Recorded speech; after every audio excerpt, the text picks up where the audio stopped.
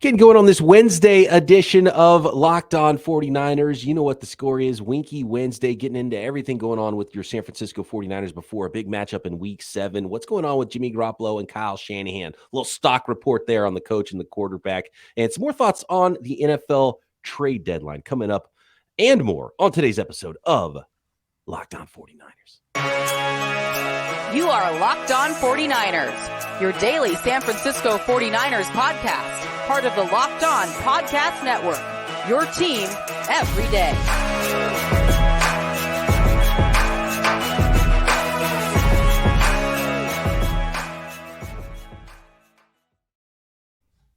Welcome to Locked On 49ers. Brian Peacock and Eric Crocker here with you as always at BD Peacock, at Eric_Crocker on Twitter. Say hi on Twitter. Get some questions in for later in the week. Also drop some comments in on YouTube. Make sure you are subscribed up. Thanks for making us your first listen every day here on the Locked On Podcast Network, your team every day. Today's episode brought to you by LinkedIn Jobs. LinkedIn Jobs helps you find the candidates you want to talk to faster. Post your job for free at linkedin.com/LockedOnNFL. And for those of you on YouTube, you might see a third face on the screen. You know what time it is. It is Winky Wednesday. Let us bring on today's guest. Nick Winkler, come on down. I don't buy it.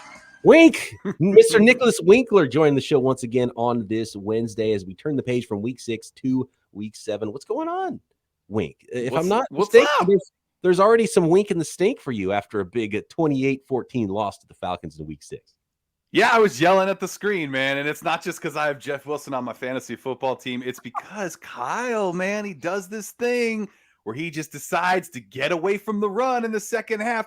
So, Jeff Wilson, how are you going to give your starting running back 7 carries in the game? 6 in the first half. He gave him 1 in the second half, and it was with like 10 minutes left in the fourth quarter. It's just, they come out second half, pass, punt. And then it's like pass. Oh, Debo run, pass, Debo run. Done. Coleman run. Coleman got 3 carries in the second half. Like, it's so frustrating. We've seen what Wilson can do, how electric he is, right? And how he can break these big runs. Yeah, they were trailing. I get it. But you come out, you gotta establish the run. You gotta establish that it's not just gonna be Jimmy passing all day. Like, I thought Jimmy played well. Jimmy was not the reason the 49ers lost this game. It was Kyle. And it was that front 4 on defense. It just, oh, God, I get so frustrated when he stops running the ball. I get fired up. Croc, is this legitimate concern about Kyle Shanahan's game plan, or is this Wink upset because the guy on his fantasy team didn't get enough of the touches in this one? Because there's some game script stuff, right? You're down a couple of scores. You kind of got to throw the ball a little bit. And not just down a couple of scores. They could not get their defense off of the field. Mariota and those guys were good on third down. They ran the ball a ton, so time is ticking away.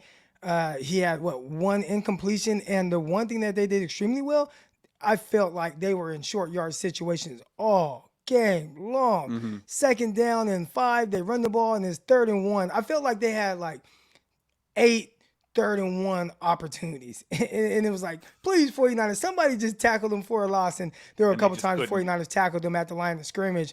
But I do think that can potentially change your game plan. Now, where he's right is, and there are a lot of stats kind of floating around the Twitterverse right now that show that Kyle Shanahan is very stagnant when it comes to the second half. Matter of fact, I just saw our guy, friend of the podcast, Grant Cohn, post that when it comes to average points second half average points per game with Kyle Shanahan, it's lower than Chip Kelly's. Ooh. So, I mean, that's a real thing, because we're talking about 5 years or 6 years worth of data there that kind of shows more of a trend. So I think whatever he's doing, whether he's not throwing enough or not running Jeff Wilson enough, your fantasy team and all that, he's definitely doing something where can you adjust and tweak something to get a little bit more production out of your offense? You definitely don't want your team to be worse than the Blaine Gabbert, Chip Kelly era of San Francisco 49ers football, right? Do you remember who I went, and I just talked about this, but I went to the 49ers against the New England Patriots game, not to watch those sorry-ass 49ers. It was to watch Tom Brady. Like, that team had Colin Kaepernick, and Kaepernick was throwing to, and a lot of people, they blame Kaepernick for those bad years, but Kaepernick was throwing to a guy named Chris Harper, Like that was his. It's like, man, I got to get the ball to Chris Harper. Like what? Like okay, that offense was able to get more points per game in the second half than Kyle Shanahan. Like, is it an adjustment thing? What do you guys think the issue is? Yeah, so just real quick on that 2016 team, because so Gabbert started the season. Remember, Cap had all the injuries and surgeries before the season. Cap eventually got in there and played. That was the year I worked at Pro Football Focus, and so I charted wide receiver routes that season. And I was at the beginning of the year, I requested 49ers games. Like, oh, this is cool. I'll chart the 49ers routes. I started requesting not to get the 49ers because it was so bad. And I was tired of like, oh, look, mesh concept, crossers. Guess what? Chip Kelly's calling more crossers. And it was Jeremy Curley was the leading receiver for the 49ers that year. And yeah, Chris Harper, that's a good pull there, Croc. I think Garrett Selleck might have been the second leading receiver for the 49ers with catches in the 20s or something like that. It was really bad. Rod Streeter, I pulled it up right now. Quentin Patton, forgot about Quentin Patton. He was the second leading receiver for the 49ers. It was Selleck and Sean Drone with 29 catches. Vance McDonald, there was 20 catches for Torrey Smith that year. He was the number one coming into the year. Aaron Burbridge, remember this former 6th round pick? Blake Bell, the Belldozer. I mean, DeAndre Smelter, 1 catch. That was not a good offense. And but 2016 is etched in my memory because I was literally like watching these games over and over again and charting the routes, which was not a lot of fun. So is the second half stat a little overrated, or do you think that there's something to that? Because I don't want to pile on Kyle Shanahan. A lot of people are piling on Kyle Shanahan, and I don't know. I don't know what he can control, what he can't control. But when you look at a number like that, we're talking about a pretty large sample size. And the production was less than 1 year of sample size from Chip Kelly. But, I mean, you just rattled off some names where it's like, man, how are you getting 1 point more? Not like it's a ton, but how are you getting any points? In the second half with those guys than what you're getting from Kyle Shanahan. Could it be maybe 49ers just jumping out to big leads and then they get more conservative? Or do you think there's some kind of correlation? 49ers have also had a lot of injuries to quarterbacks, but even then, we're talking about maybe Kyle playing with backups. But, I mean, Blaine Gabbert, he was a backup too. Right. No, and it goes along with the stat that's been making its way around viral around the 49ers fans, and that the 49ers are 0-24 when they're down in the fourth quarter by 7 points. Like the biggest deficit the 49ers have come back from in the fourth quarter is 4 points. That was 2 years ago, 2019, 3 years ago, 2019 against the Los Angeles Rams. Like the 49, and we've talked about it on the show. It's like, hey, that the opening 15 whatever play script that the 49ers start the game with, flip the sheet over and run it again in the second half, right? We've talked about it. Like, this isn't a surprise. There's definitely something to this, right, Wink? Yeah, I mean, you mentioned, 2016, those were Gold Faithful days. That was like, we were excited to get Chip Kelly, right? Because it was dark before that, and there's like, it didn't get any better, So we've been through this. We've seen poor offenses, and this is not a bad offense. This is a good offense with a lot of weapons. And yeah, the offensive line is definitely banged up. There's no doubt about that. Jimmy Garoppolo making some great passes, guys dropping some easy catches. Like, it's your job, catch the football. It's tough to be a 49er fan right now because everybody's got their own opinions, right? You come into the season, you're missing your starting quarterback. You're missing your left tackle. You're missing your whole defensive line. You're missing, one of your better cornerbacks. There was a lot of problems for the 49ers. You're missing your starting safety. We could keep going on and on about what the 49ers are missing right now. But I think the biggest thing they're missing is that second half kind of go get it, right? That go get the jugular, go get the win. And they're just not doing it. Like, they came out, and again, I'll mention it was pass, punt. It's like, that's how you're going to start your second half. Like, okay, all right, that sucked. That was really bad. And then that 16-play drive, in the fourth quarter, eating up so much clock when you're down 2 scores. Like, that was hard to watch. Like, it was cool. Yeah, you're moving the chains, but you got to do something else. You got to try something else. Like, you got to figure something else out, Kyle. Maybe it's like you said, Brian, you just flip the script and just turn everything the opposite way. We ran to the left on that second play in the first half. Now we're going to run to the right. Like, got to try something, man. There were a couple games so I think that stat that's floating around is a little skewed. And I have to look at the wording of it because someone commented like, Croc, like week 18 against the Rams last year, 49ers were down 7 points in the fourth quarter. And I kind of looked it up just now, the fact check, and they indeed were. That touchdown that Juwan Jennings caught at the end of the game was to tie the game up. So they had to be down 7 points. So I think that entering the game, fourth quarter. It was entering the fourth. The Rams scored again to put them up 7. Then they came back. It wasn't okay. See, entering that, the a fourth. little wording right there. It gets tricky. Yeah. But still, like, okay, one game. It's like once. Does that make it a lot better than 0? Out of 24 or whatever it is. So there's clearly something going on there. Let's talk a little bit more about this, and maybe we can pinpoint something. Is it Kyle? Is it Jimmy Garoppolo? Is it the weapons on the 49ers offense? What exactly is going on here with the 49ers? And clearly something's happened where the 49ers should be better offensively, especially in the second halves of games and maybe all 4 quarters of games under Kyle Shanahan right now after 6 seasons. And of course, we'll talk a little bit more about the trade deadline and some names I did not get to yesterday when Croc and I talked about some players that could potentially be available at the deadline for the San Francisco 49ers.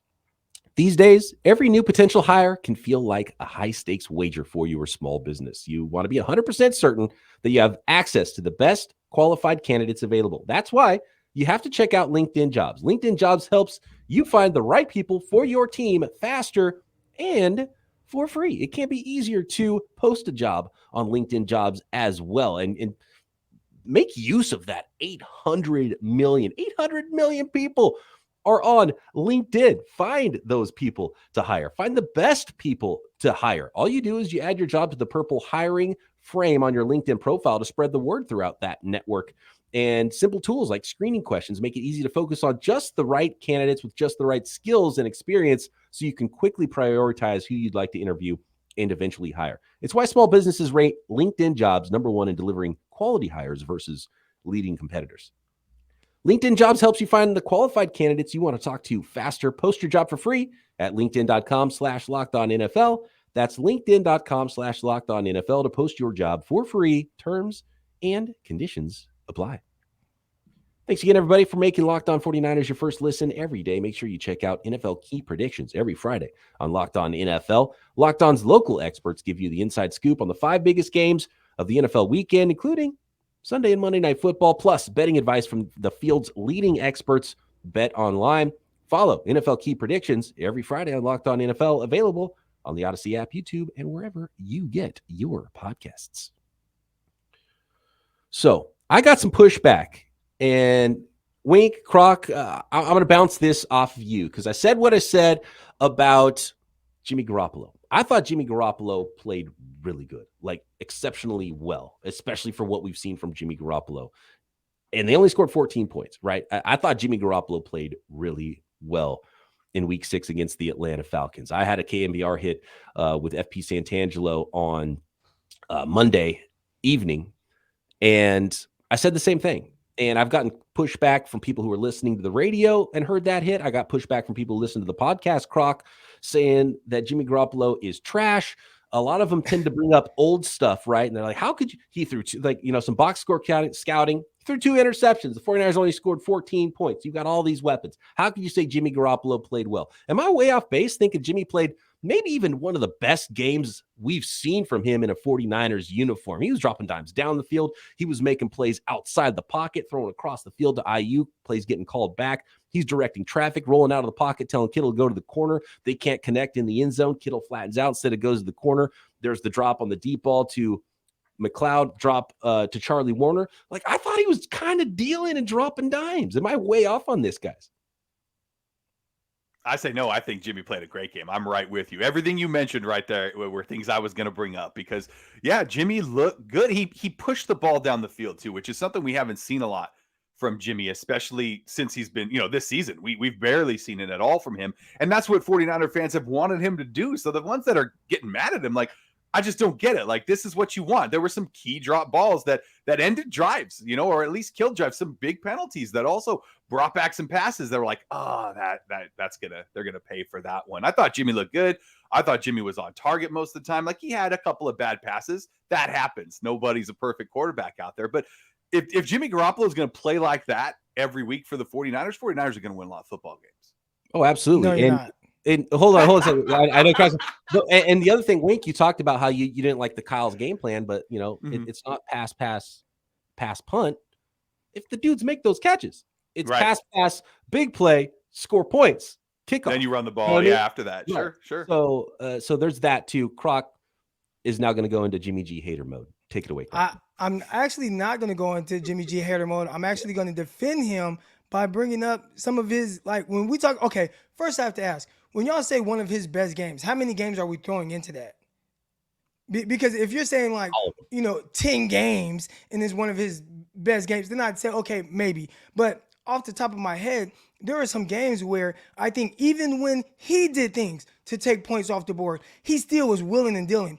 The Arizona games in 2019 come to mind. There was a game at home in the Bay Area, San Jose, where he threw 4 touchdowns, 2 interceptions against Arizona. 2 interceptions, right? So we talk about some of the drops that could have potentially led to touchdowns. And I always say, man, you got to be able to overcome that, right? Well, in this game, he did, even though he was the problem. Threw 2 picks in the red zone, both of them. But what he do? Came back willing, dealing, boom, boom, boom, boom, boom. Hitting guys, threw for over 400 yards, threw 4 touchdowns, threw a game-winning touchdown. Like, we've seen him before play much better than that. There's no way that you could say a game. Okay, there is a way. The way is because we've lowered our standards so much for Jimmy Garoppolo now that we've said, you know what, even a game like that where your offense only scores 14 points, it's one of his best games because he took a couple of deep shots. Like, no, we've seen Jimmy play better than that. Now, I'm not even going to go to the Saints game. But again, I'll talk about that Cardinals game. That was terrific. 2019 against the Seattle Seahawks. Oh, he was terrific in Seattle. Terrific. I mean, he was super accurate. He was very efficient. He might have thrown 2 incompletions that entire game. The only reason why it was close is because they had like 1 possession, it felt like, in the second half. If he would have had the ball more, he was on fire. So when we start talking about some of his best games, it definitely, that one was good just from the sense of, oh man, we saw Jimmy Garoppolo take a couple of deep shots. Right. But and we've seen better Jimmy. So I'm not hating on Jimmy. I'm actually pushing back on y'all. Like, it's like, man, how far have y'all lowered your standards for what a good Jimmy Garoppolo game is? Because we've seen better from him. I would push back a little bit on that, but I get what you're saying. Like, not that Jimmy was bad against the Falcons, it was that there's other games that he's played better. And I think there's been more games where he was efficient, but you start to look at, if he hits, if those receivers, if McLeod and Warner catch those balls, we're talking about 350 plus passing yards for Jimmy Garoppolo, right? We're talking about putting points on the board, multiple touchdown, 3+ touchdown passes, right? The Kittle one. This could have been an insane game in the stat book too. And we're talking about high level difficulty throws, like the McLeod throws. Like, that's one of the best throws. Like, that was a dart down the field deep ball. The thing that people say Jimmy Garoppolo can't do, he did it. Yeah. And the things they say he can't do, making plays, second reaction plays out of the pocket. The one he threw to Ayuk, rolling left across the field, deep crosser to the right side. Like, we don't see that a lot from Jimmy G. Right. Rolling out in the pocket, directing traffic, looking like Steve Young, making some play. Like, that's why I thought it was such a good game, because he was doing things that you don't see a lot, things that people say he can't do, playing free. That's what I love seeing from Jimmy G. It didn't work out. He needed some help, but that's why I said it was one of the best games. And remember, like, some of those games too, was it the Saints game and Jimmy G played really well in that Saints game in 2019, right? But didn't Emmanuel Sanders throw one of the touchdown passes in that game? Yeah, to Raheem Mostert, I believe. So yeah, so it's like he's had That's some why I didn't good bring up the games. Saints game. Right. But Jimmy was still good in that game too. And Jimmy's had some good games, and people do forget he's had some stinkers, and bad Jimmy shows up a lot. But that's kind of my point here. And that's why the pushback is like, people just don't want to believe in Jimmy and say he was bad. And it was like, nah, Jimmy was, if you put that game into context and really watch the throws he was doing and take out the other stuff that's not on him, Jimmy was borderline awesome, I think, against the Falcons. Like, he was really good, making some high difficulty throws and didn't get enough help. Didn't have very many, and like you talked about the defense, like the Niners didn't have very many drives. He wasn't getting the ball back very much. Like, he had 9 possessions, I think it was, and 2 of them ended in touchdowns. One was end of first half, throwing up a prayer that was intercepted. That was one of his interceptions, right? And then you have the drops, the Kittle in the end zone, and the way there just wasn't that many opportunities. I think it was a good game from Jimmy. in the sense, again, of what kind of the standards are for him now. But when we talk about some of his best games, even with mishaps in his best games, he was able to overcome those.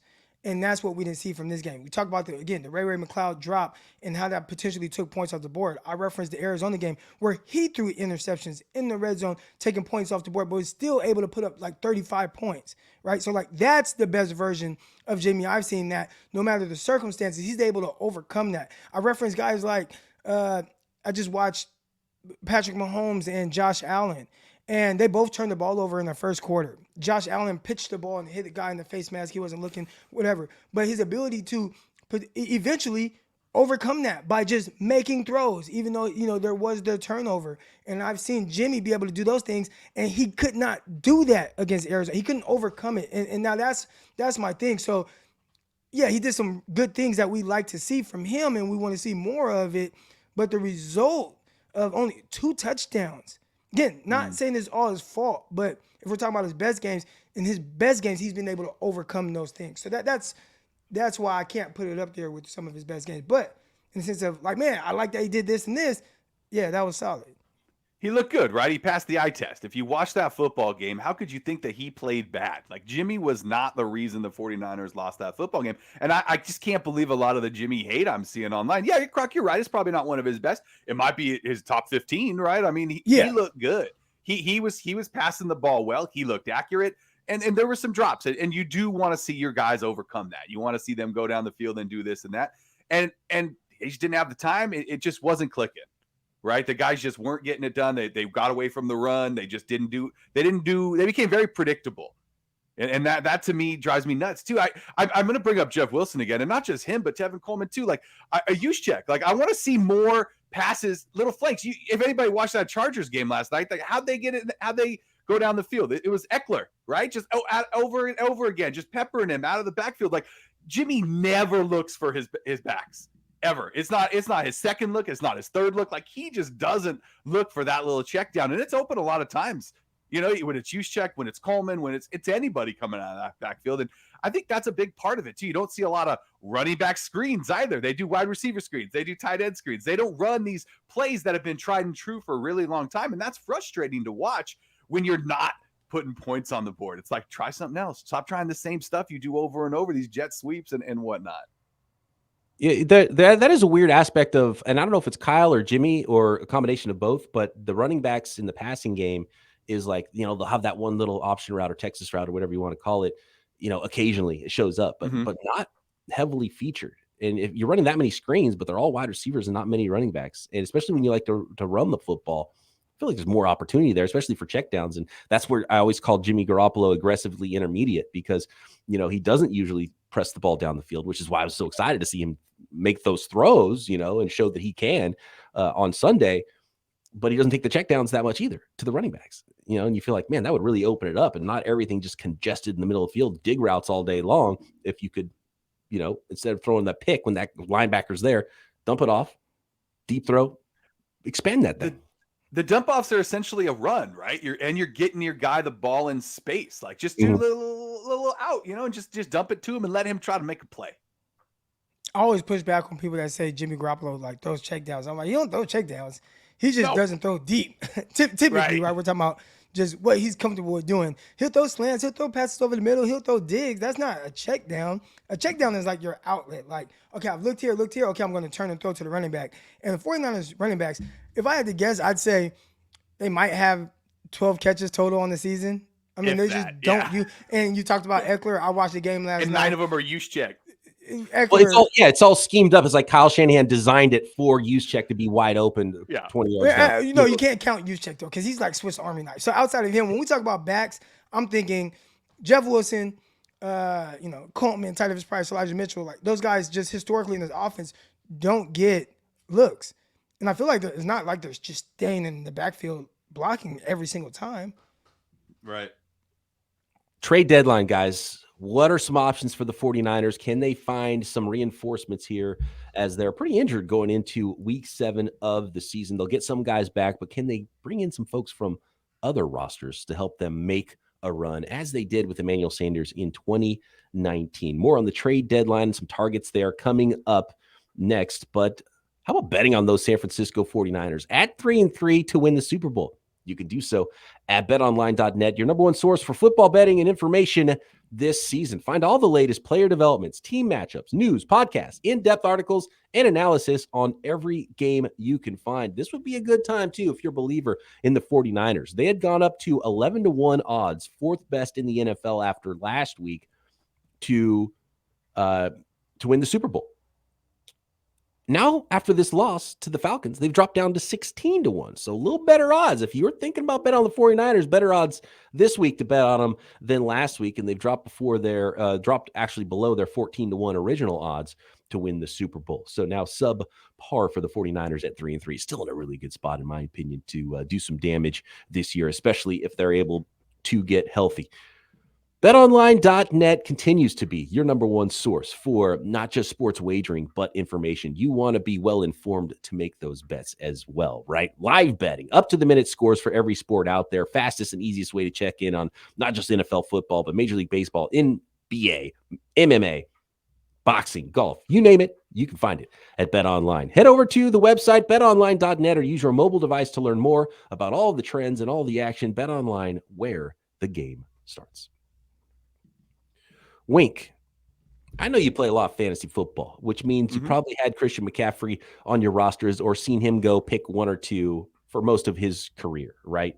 Would that excite you to have Christian McCaffrey in the backfield, maybe forcing Kyle to throw some more passes to his running backs? Should the 49ers spend whatever it would take to go get Christian McCaffrey in trade from the Carolina Panthers? Do they have enough to go get him, right? They don't have first round pick. Like there's so many things that would keep the 49ers from doing that. But of course you'd want Christian McCaffrey on your team. The guy's a playmaker. He's unbelievable. And he would solve all the problems that I've said the 49ers have right now. And Croc, hey, you're spot on. I just looked it up on the season. Right now, the 49ers have 11 catches by their running backs. If you don't count, that was really a guess. Yeah. I promise. 8 by Wilson and 3 by Coleman, and 13 targets. Always around the football at that time, made a great catch. Yeah, Croc coming through. Out of 175 pass attempts, only 13 have gone to the running backs. Like that's horrible. Christian McCaffrey would clearly solve that problem. You would have to scheme him, all day long to get him. But is that a 49er back thing, or is that Kyle Shanahan scheme thing where that's just not part of his scheme? I bet if you look at last season too, I'll do it real quick. I'm going to look at last season. I bet it's no doubt. You can look at every season. The 49ers don't throw a lot to their running backs. Yeah, I feel like we've been talking about this since even the Gold Faithful days, like before Kyle even showed up. I think it's just always kind of been a thing. I don't know why. I think it would be easy to just, and someone had this thought as well, kind of run guys vertically. Then you have a running back that just kind of swings out the backfield, getting his hands real quick, pick up a quick 8 yards. And I see other teams doing it. I'm like, the 49ers, we talked about this. And there are a lot of things that the 49ers offense does well. I have always felt like, man, it seems so difficult. We've had this conversation, Peacock, where everything is so timing, rhythm. And if you do it exactly right, and it's exactly what he's thinking from the defense, the timing and rhythm of it hits, and boom, you have a really nice play. But gosh, like your window for error in this offense is so small. And maybe that's why you don't see passes to the running back, because a lot of it is schemed up to be very specific to a certain concept versus defense, and not be a little bit more wide open, spread out, and throw into a running back. So I think you're right. Why? I don't know. I'm just trying to figure out. Yeah, I think it's a lot of like throw the guy open in the scheme, right? Like, okay, you have to throw it before the guy's open, so then you're not going to get to your check down because you've already released the ball. It's designed to go to a certain place, and rarely designed to go to the running back, except for a lot of those, use check leak plays that we see many times. Okay, so Christian McCaffrey, I think we're all on the same page. Sure, Christian McCaffrey, nice. What it would take to get him? No, not going to happen. Can't afford it. Brian Burns, did you see on Instagram? He posted a video of a live ram, which was interesting. At first I saw it and he's like, oh, goat. He's calling himself the goat. Oh, no, that's a ram. That's not a goat. So, I don't know. Brian Burns maybe wanting his way out of town. Too expensive probably for the Rams or the 49ers, who neither one have first-round picks coming up in this draft. And it would definitely take first-round picks for Brian. I'd pay a bunch for Brian Burns. That dude's awesome. Peacock, I also saw on Twitter. Now, again, I don't know. It's hard to tell what's photoshopped and what's not. But it was Brian Burns' Instagram account showing a video of Jimmy Garoppolo. Was that photoshopped? That was our guy from training camp, Jordan. I think he photoshopped that. I think he was having some fun. I don't think that one was. Yeah, you can't do that, man. You can't do that. Because that would be hilarious. It was just like it was Jimmy Garoppolo highlights or something. That'd be hilarious if Brian Burns is out there on Instagram with Jimmy Garoppolo highlights, really wanting to go to the NFC West. That would be hilarious. The Ram one was for real. I saw that one with my own eyes. Oh well, yeah. Please, no. And that is the one team that would trade for him. Last season, guys, 52 total targets to running backs on the entire season. 52 out of almost 400. They just don't do it. It's just not something they do. And how many receptions? A lot less than that. I think it was 41. 41. Which is actually a pretty good percentage, right? I don't know. Get them the ball, man. One name that we didn't talk about yesterday on the Carolina Panthers roster that I meant to mention as far as a trade candidate is at cornerback, and that's Donte Jackson. He had a pick 6 last week, actually, against Matthew Stafford and the Rams. And I think that's the more realistic target in trade is the veteran player, not a youthful long-term piece for a team like the Panthers or a team that would be trading in a player that, you could maybe figure out how to get him under the cap and restructure, do whatever you need to do and wouldn't cost you a lot. Day 3 pick for Donte Jackson. Does that one move the needle for you, Croc? Another name I've seen out there, non-Carolina Panthers division is William Jackson III, who could potentially be on the market. Or do you want to roll out there with the young guys at corner, even with Emmanuel Mosley out and Jason Verrett looking like, maybe a setback and not a likely candidate to return? I got to rewatch this game to see exactly what happened with the 49ers young cornerbacks, what it looked like, what they had them doing, so I can provide more context with them. But, I mean, just a couple weeks ago, probably I would say a lot of people are saying, man, we got so much depth at cornerback. And then you lose one, and then Ward leaves the game, and now you're like, trade for Donte Jackson, right? And I do like him. I think he's twitched up. I've spoken to someone close to the situation over there in Carolina who has had good things to say about how Jackson has come along and the growth and maturity and some of the things he wasn't willing to do early on and what he's doing now, so much so that they brought him back. They didn't have to bring Jackson back this past season. He was a free agent. Anyone had an opportunity to potentially sign him. And maybe, I know he was a free agent. I don't know if he hit free agency, but, there's that little window. Mm-hmm. But he was a guy I thought was going to hit free agency, and he ended up signing back with the Panthers, who have depth at the cornerback position. They traded for C.J. Henderson. They got J.C. Jackson. He's coming back. They got Keith Taylor, his second year now out of Washington. I know they like all those guys. So to like all those guys as much as they did and then bring back Jackson, and he's actually starting, and he had the pick 6 against the Rams, I'd say that is somebody that the 49ers should be intrigued by. I want to see if they want to see a little bit more of what they potentially can get out of these young guys who, again, you had Samuel Womack just kind of thrust it in there. And, a lot of what guys do, they got a plan and game plan and scheme, and you need this guy to understand. One thing real quick just about, like, defense. When I played, it is so specific, and you need a lot of reps because you're really scheming up. I think a lot of people think, you just go out there and you just play. It's cover 4, you just play. Nah, dude, like, you line up. A lot of it is recognizing assignment, alignment, your keys, understanding what they like to do out of certain formations. If it's 2-by-1 on third down, these are the specific plays that they like to run. If it's 21 personnel on first down, okay, these are things I can expect. And you really go through that to where you have an understanding of what they want to do for the entire game. So when you just kind of just thrust it in there and you haven't really been getting those reps in practice, you're out there just kind of playing. And maybe that's why we see a guy like Womack give up a touchdown to Kyle Pitts. I think that was his first touchdown on American soil. I heard it's crazy that he only has like 2 touchdowns in his career. But I say all that to say, you would probably expect them to wait and get see a little more from the young guys before pulling the trigger on a Jackson. But we've seen the 49ers be aggressive at the trade deadline. They're going to get tested this weekend against Kansas City, that's for sure. Yeah, I think this will be a huge test. See how the young guys handle it, right? And then maybe when you get closer to the deadline there around Halloween, you can make that decision and see what it would cost you and see if it's worth it or if you want to roll with it with the youth out there at cornerback. And I think, once Verrett becomes less of an option, and that, and of course Mosley's not coming back with a torn ACL, you think, okay, well, one corner, we can kind of figure that out and like these young players. But then with the groin injury to Charvarius Ward, it's like, oh, okay, hold on. Like that starts to get a little bit much, and you want to have a veteran back there that can play. So I'd be interested in Donte Jackson, William Jackson. Depends on the cost, obviously. But if we're talking about a day 3 pick and it's and you're okay with the rental aspect of it, and even if he's not a long-term player for you going into next year, that starts to make a little bit more sense. And I think that veteran type of a player is probably much like Emmanuel Sanders was in 2019, not like this superstar difference making player, but someone that you can plug in that can play at a starting level as a veteran in the NFL and help you out down the stretch. That probably, if for not a huge cost, that would be the player that would make the most sense and probably be the most likely for the 49ers before the deadline. So probably get the dreams of McCaffrey and Brian Burns out of your head. Right. Unfortunately, even though it'd be fun in some cases. Would be fun. Very fun. Cleveland Brown. If you're looking for a running back, though, Cleveland Browns as well. I saw Dearness Johnson's name out there. Kareem Hunt's name is still out there. Browns not looking good at 2-4, I think, now on the season. So there's a lot of names that might be thrown about, but the NFL trade deadline always comes and goes with a whimper, and a lot less happens than you expect.